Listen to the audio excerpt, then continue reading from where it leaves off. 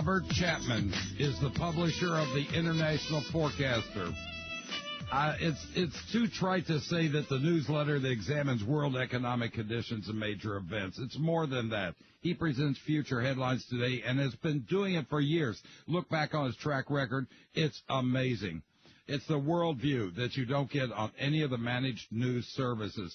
He offers information to help you make informed financial decisions, and it has helped. Those who've been listening to Robert Chapman are into gold. Those who've been listening to Robert Chapman are into silver. Those who have listened to Robert Chapman are doing fantastic, and he has the best readership of anybody, the most informed readership.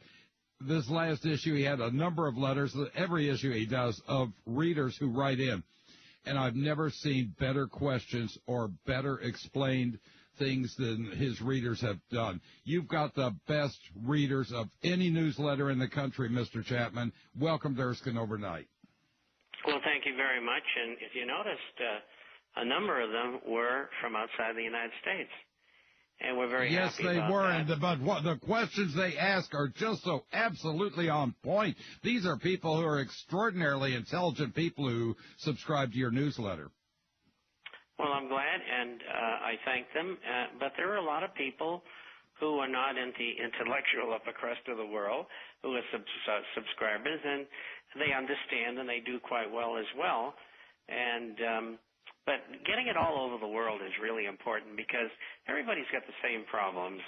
People are no different from country to country as far as their wants and needs and what they do with their lives. So I'm very happy that we're reaching out and helping a lot of people. You have reached out and saved a lot of people. There's no two ways around it. You've saved a lot of people who otherwise would have been in dire financial straits, and I'm one of them. Now, one of the things that you talked about in the Saturday issue, and I want to go back to that, is Europe. They've got a potential $4 trillion bailout. Italy and Belgium are in trouble. The central banks are all in trouble. And you're saying all of this is planned, and George Soros meeting in Greece with J.P. Morgan Chase, Goldman Sachs, all they're trying to do is steal everything they can get in their hands, aren't they? Well, that's correct. And Mr. Samstra, who's in the opposing party to Mr. George Papandreou,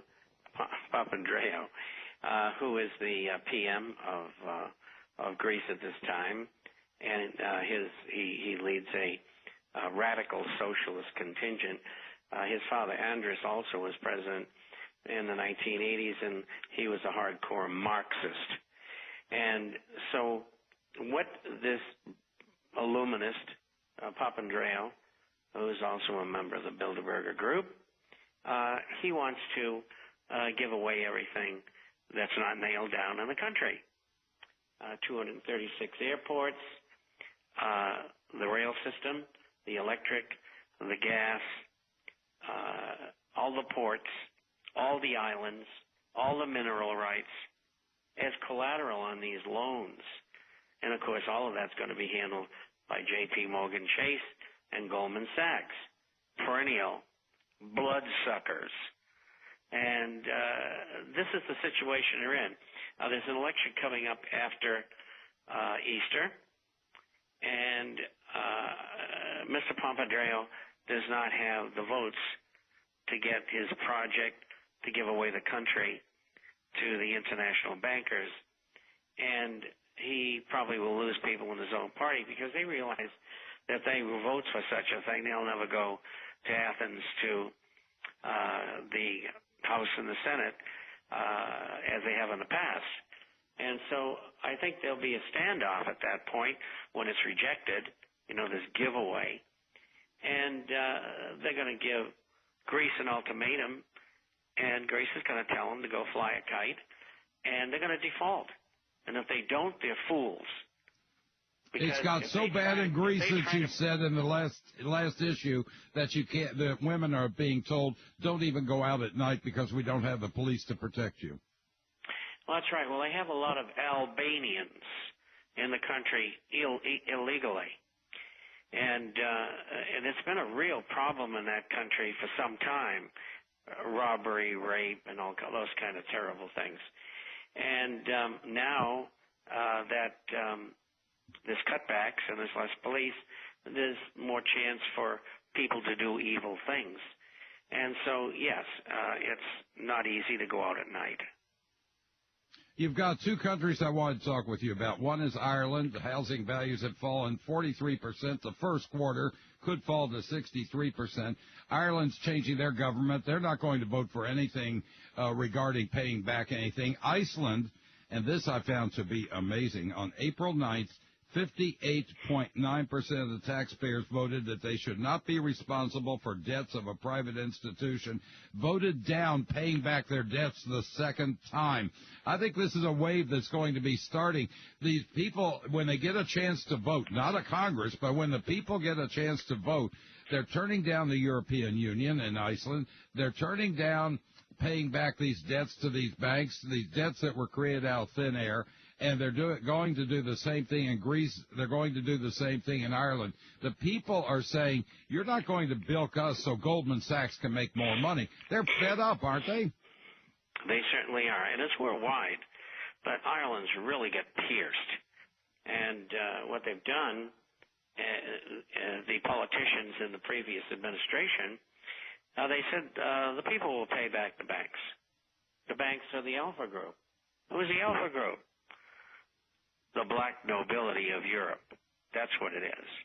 The Illuminati. And they're demanding that these poor souls in Ireland go right ahead and pay all that money that they speculated with and squandered. And it's the craziest thing I've ever seen. And one party's as bad as the other. The new party that came into power, I mean, what they should just do is tell them, look, we're not going to pay. What are you going to do? Invade us? You really want another fight with the Republic of Ireland? That's essentially what Ireland told them. No, Ireland essentially told them. Yeah. You know, this has been going on for centuries, and it's got to stop somewhere. And so I'm all for Ireland defaulting along, and I've lived in Ireland. I lived in Portugal. I've never been in Greece. And so I know what some of these people are thinking. And so the euro and the Eurozone and the European Union got a $4 trillion problem. Even if they wanted to, they can't bail these people out. They just can't do it. And they came to that realization a few weeks ago at the G20 meeting. And at that meeting, Mrs. Merkel said, no, we're not going to extend and be part of another $1 trillion bailout package to go with the first one. In fact, we want you to cut back the first one by $300 billion.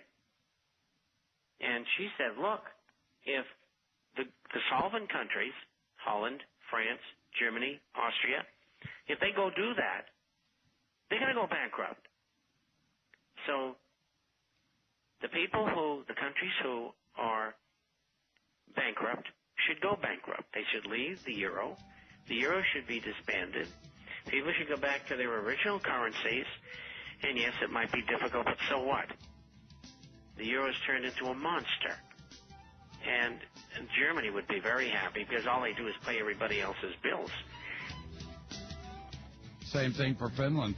We'll be right back with Robert Chapman, the international forecaster, telling you the way it is worldwide, economics, health, and other issues. It's an incredible magazine. Where's some of this money going? Let's look at a couple of things. In the last issue of the International Forecaster, I saw a figure that was just astonishing to me.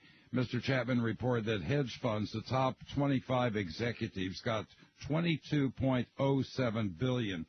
Now, when you hear that, wow, that's a lot of money. But if you think about it, he put it in terms that, number one, they're only paying 15% taxes because it's treated as capital gains. They made $22.07 billion, 15% taxes is their maximum rate. That's equal to paying $50,000 a year to 441,400 people. That is obscene. and J.P. Morgan Chase profits up 67%.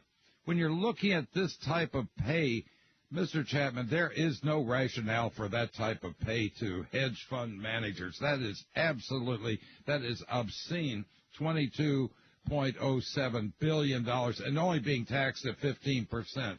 That is, I mean, you're talking about Lloyd Blankfein, who they had 5,000 pages Congress had on him, had on Blankfein and others, and showing perjury, showing fraud, showing all sorts of different things, and the Justice Department says, oh, well, there isn't any evidence. 5,000 pages in Congress, and then they ask why the bank executives aren't in jail, and Carl Levin, who's a good senator, said, hope springs eternal. Is there any way to stop these people? They're just absolutely robbing us blind. Talk about the guy who goes in and steals a loaf of bread. He just steals a loaf of bread or some money. These guys are robbing the world. And they will continue to do it because they own the government. The banks own the Federal Reserve, and the Federal Reserve makes all the monetary rules. And so Wall Street, banking, the insurance industry, the pharmaceutical industry, transnational corporations, they own you. You just don't know it. How do you change it? Well, it's pretty difficult because we have found out over the years, even we try very hard, and even when we make changes like we did in the last election, it doesn't change anything. They own 95% of the people in the House and the Senate. They do that with campaign contributions and through the lobbyists. They're spending billions of dollars each industry, each year, buying Congress. They own the court system. I mean, when have you ever seen somebody who's connected in the brokerage business, which incidentally I spent 29 years of my life and own my own firm? When do you ever see them go to jail? Never. Who works for them? The SEC. They make sure nobody bothers them stealing your money. The CFTC, the Commodity Futures Trading Corporation, they make sure that you don't do anything about them stealing your money. It is nothing but a criminal syndicate. And I lived right in the bowels of it. So I know what I'm talking about. Now, how are you going to change it?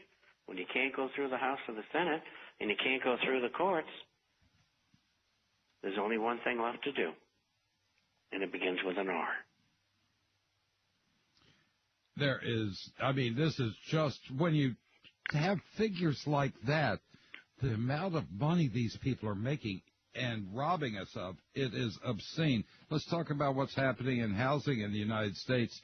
And the only thing I can say is they're still building homes, and the only thing I can think is what you told me a couple of years ago when I asked you the same thing. Why are they still building homes?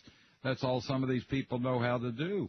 But we've got an 8-year supply, 1 million or 25% more last year can't sell. They're valued at 40 on the banks. They're valued at 40% above their worth. They got 1 million homes sitting back there. These banks are keeping 2 sets of books. So they're in no rush to get rid of it. Distressed homes are 50% of sales, 70% in California and Nevada. And then they've got this mirror system, which I think that's going to blow up in their face unless Congress changes that. That could bring the whole banking system down, couldn't it? Already has. The judges said it has no legal standing. And so with basically, that, mirrors is a computer system where they're able to circumvent the county courthouse for putting in all their records and everything, and they circumvent that. They put it into this computerized system, which, like Mr. Chapman says, the judge says it has no legal standing. That is the people who own a lot of these mortgages. Now, do the people have to pay their mortgages, and can the banks legally collect on it if it went through the mirror system as opposed to going through the county courthouses the way they're supposed to? I think a lot of people have some great lawsuits against these banks. And they should all do it. Get an attorney and go after them, especially if your house has been foreclosed on. I mean, most of these lenders don't even have the original deeds. I mean, the whole thing is nothing but a giant scam to make money. I mean, it's one after the other. The outrageous things that they've done are beyond belief. How about the packaging of the tranches of mortgages that were put in bonds and rated AAA when they were triple B, the difference between a 10 and a 4. It's a big difference. And, you know, I reported on it over and over again, and there's never been any criminal charges, never any civil lawsuits. And 60% of that paper was placed in Europe. And so the answer is why? And the answer is the Federal Reserve, secretly, had to have guaranteed that paper for those banks and others in Europe to buy that paper. That's the only way it could have been done. So these mugs on Wall Street could make hundreds of billions of dollars. Now, Goldman Sachs manipulated derivative prices. You had a whole bunch of different, half a dozen banks who were manipulating the LIBOR rates. They've got 3 European asset managers who are accusing the banks of manipulating the LIBOR rates. Are they also, I know the price for gold, is it not set in London, and is not gold being manipulated? But by the same token, why, if they're manipulating it, how come it's going up so high? Is it just a question of supply and demand? It's a question of having physical to really nail a market down, and they just don't have it anymore. You know, this has been going on since 1988, but in a big way since about 1992, 93. I wrote an article in 1988 for Bill and Bear, and I explained exactly what they were doing. Nobody was listening. And when I went long gold and silver-related assets in June of 2000, after getting everybody out at the very top of the market and getting people into gold and silver-related assets, nobody was listening. And, of course, the subscribers have made a fortune. And they'll continue to do so. We're only one-third into this game. You better believe it. We have all done very, very well, those who have listened to Robert Chapman, the international forecaster. I mean, earn back your money for subscribing more times over and times over. The international forecaster, the newsletter to subscribe to.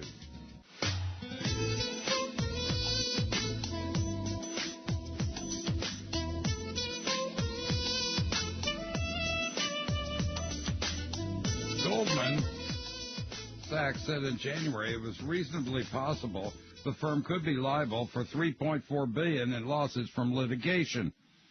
Are we making some gains on litigation against these people, Mr. Chapman? Well, I don't know because I'm not on the inside of those cases. I hope that the public prevails.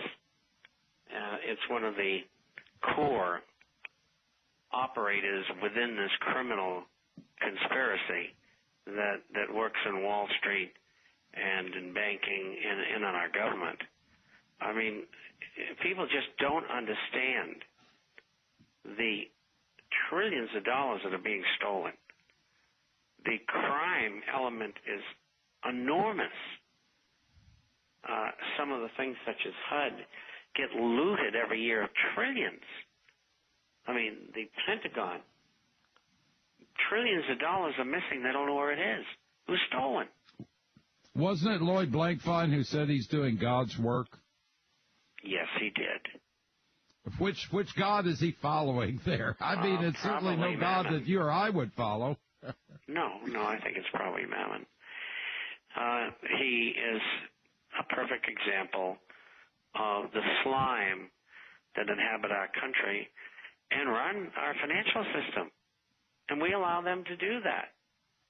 And so if Americans don't do something about it, they're not going to have anybody to blame but themselves when they're living on their knees in some internment camp that our government has set up for them.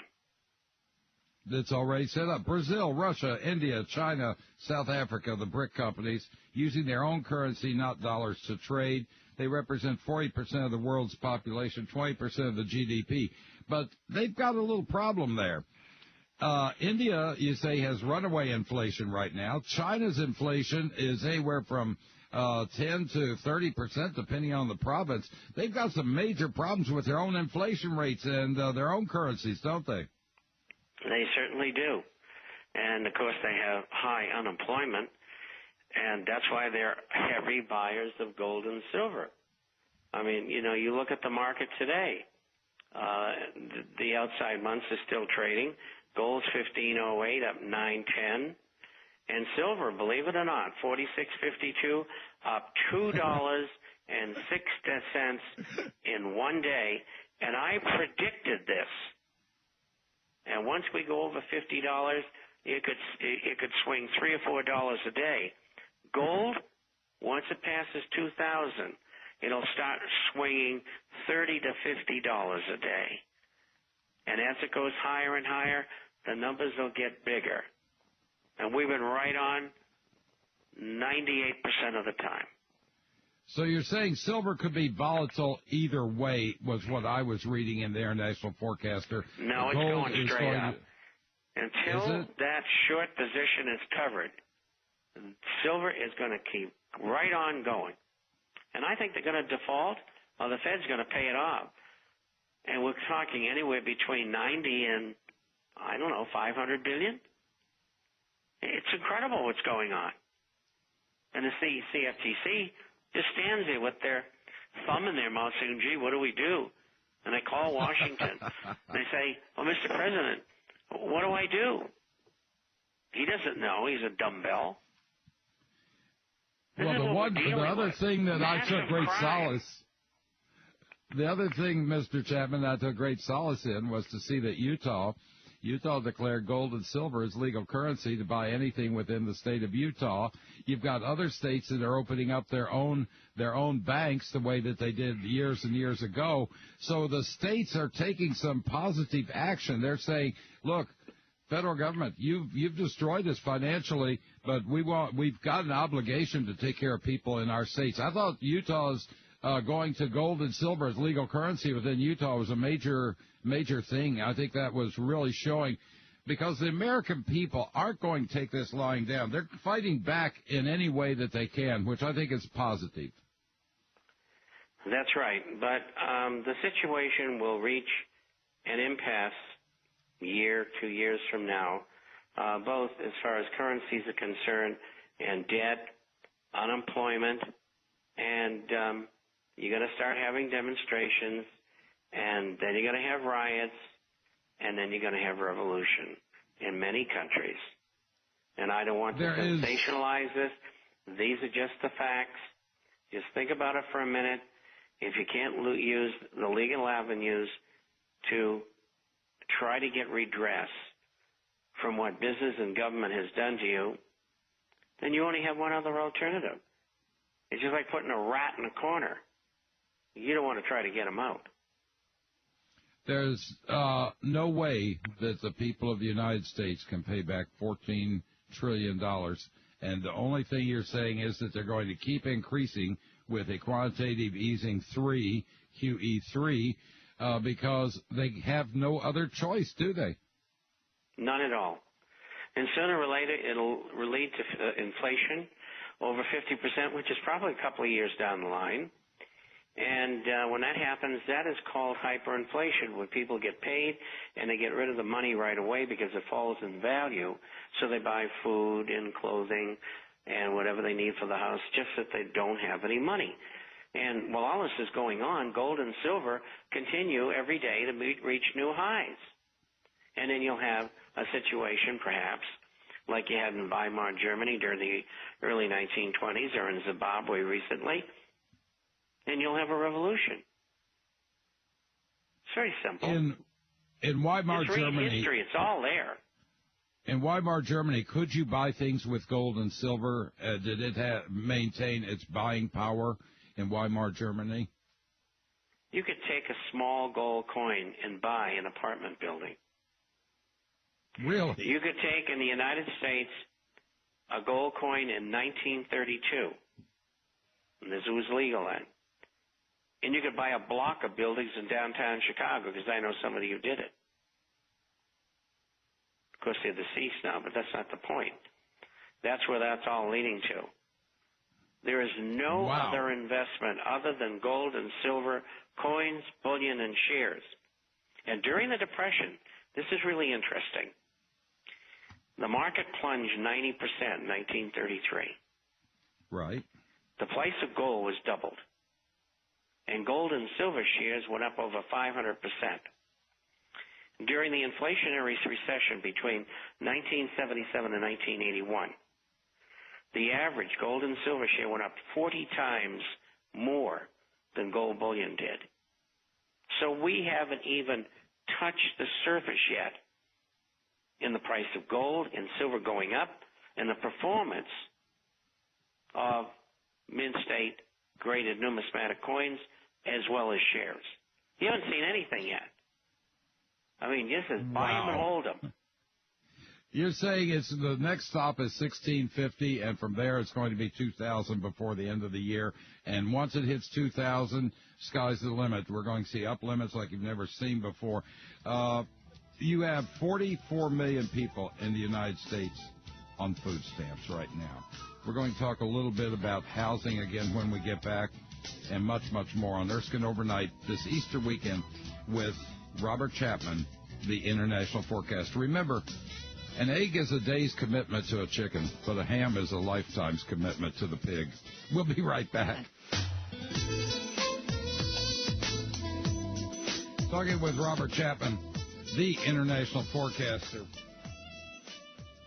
And before we go any further, I want to give out some information. Subscribe to the International Forecaster by going to www.intforecaster.com.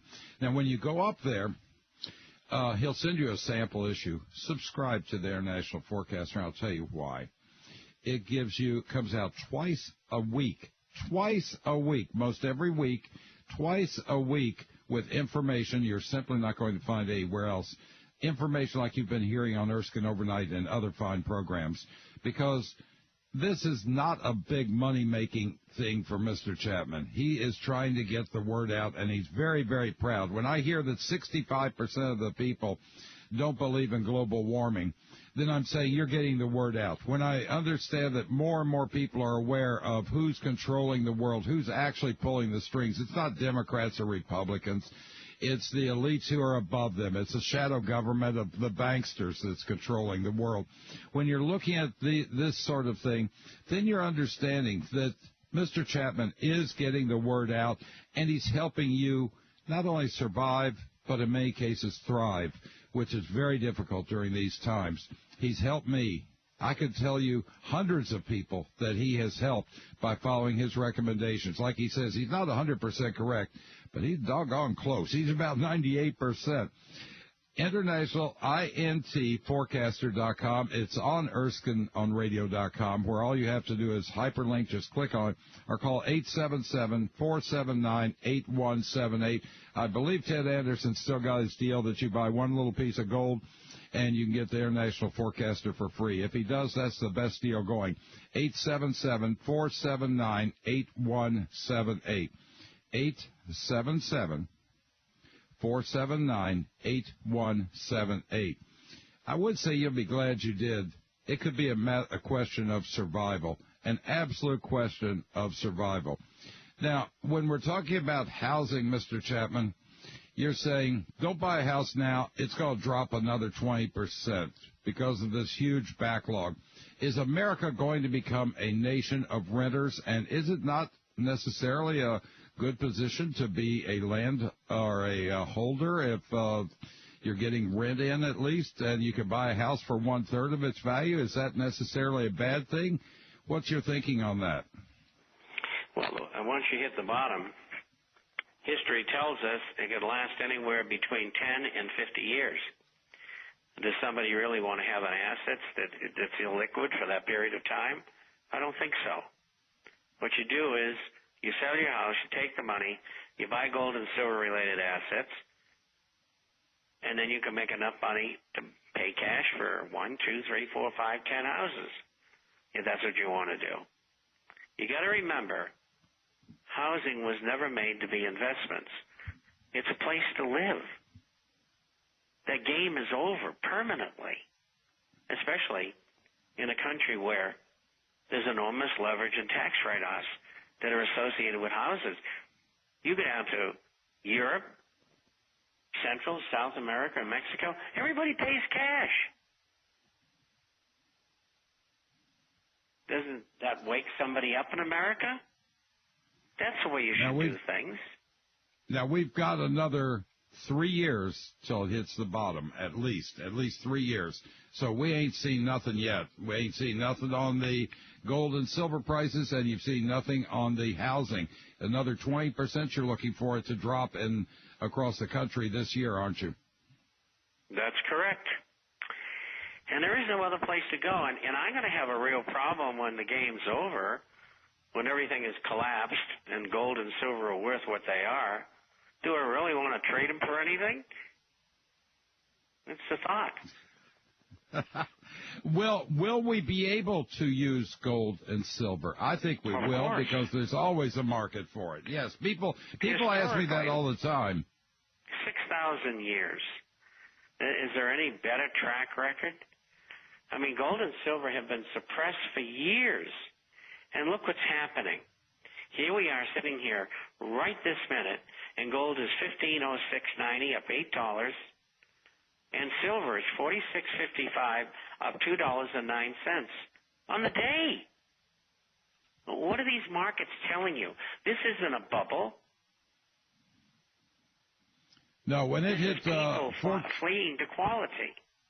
About a week ago, it was $14.50. It's just been absolutely zooming up lately. And the other question that I wanted to ask you was regarding city workers. That accounts for city and state 15% of the employment in the United States, 70% of the cost. We're looking for hundreds of municipal bankruptcies. 35 states are in deep trouble. If a state or municipality goes under, obviously their bonds go under. Pension funds are in deep trouble. This spreads out like the pebble hitting into the stream. It ripples out across the whole everything across America when you have cities and states going under. It isn't just the people being laid off. It's the pension funds. It's the people who normally go shopping who aren't shopping. It's the whole situation there. When you've got 44 million people on food stamps, that's a better indicator, I think, than the unemployment figures, don't you, Mr. Chapman? Absolutely. And, they didn't have those in the 1930s.